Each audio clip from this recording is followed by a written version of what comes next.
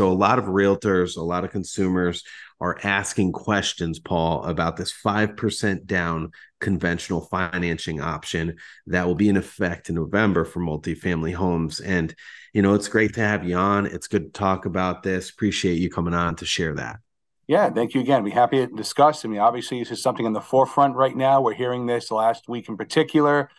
Conventional financing, 5% down. What does this mean? And first thing is with this program, conventional financing, when you have a multifamily home, usually you put down either 15% on a 2-family or 20% down on a 3 or 4-family.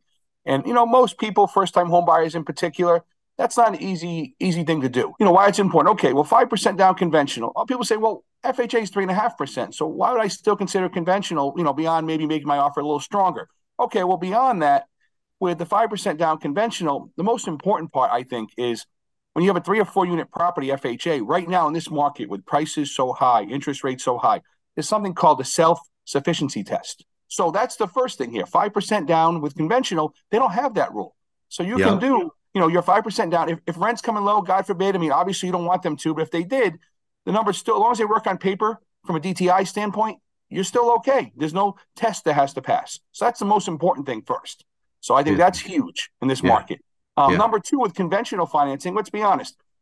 Conventional financing, if you're a seller looking to take an offer, especially on a property maybe a couple years old, you realize there's guidelines FHA versus conventional. FHA, you have, a lot of times you'll have an appraisal come back subject to X, Y, and Z being done. And obviously, as a seller, that gets a little frustrating, especially if you're anticipating a certain number for your house being sold at, and you don't want to adhere to these additional costs, or maybe you don't want to deal with it to prolong the closing. So these couple things here in particular is what really make the conventional financing a lot more, I guess a lot more desirable, I would say. If you want to buy a FHA property, let's say you want to buy it yourself, but your brother, your sister, your good friend is going to co-sign.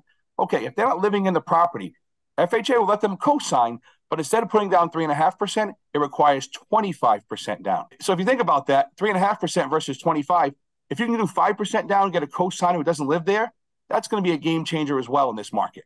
And then also something else, that, again, from fees perspective, I mean, you're buying a house with conventional, closing costs are what they are. With FHA, you also pay a 1.75% fee up front on the purchase price. Sure, you don't pay it out of pocket, but it's rolled back into your loan amount. This is why the conventional is so important. It's coming out November 18th.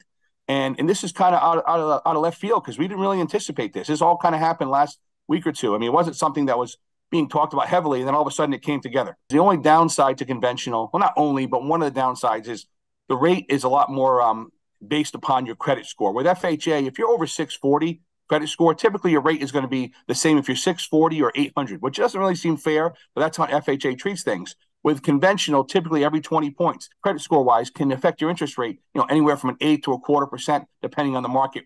And so keep that in mind, too. If you're a lower credit score, you might qualify on paper for the 5% down conventional, but your payment might be a little higher with the rate. So you have to, you have to look at it per kind of every client, every situation is a little bit unique. And that's something that I always talk about, like what your options are. A lot of times with the conventional, they may call for 6 months reserves, though. That's one other additional thing where FHA traditionally only calls for usually 2 or 3 months reserves. So as long as you have that money, that would account for the reserves. A 401k is most people what they use. So keep that in mind. Is the reserve requirement's a little bit higher on a conventional multifamily.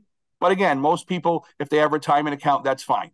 So it's not money you actually need to have liquid today. It's just money you have to have access to in an emergency, so to speak. When you're buying a property, based on your credit score, based on your down payment, some other factors as well, there's additional fees that come up, LLPAs, like I said, the loan level pricing adjustment. So if your credit score is 800, your pricing adjustments are going to be very minimal. But if you're like at 660 on the dot, you might have to pay up to a half point to a point to get this particular financing. So that's something that they haven't actually sent us yet, the exact amount. It's going to be universal with all lenders, but we're waiting to hear back on what it will be for pricing. So keep that in mind. The one part is everyone's not created equal in conventional financing. It comes down to credit score and obviously your debt to income ratio as well. So that's something we're waiting to hear back on. But for the most part, this is going to be a no-brainer game changer going forward.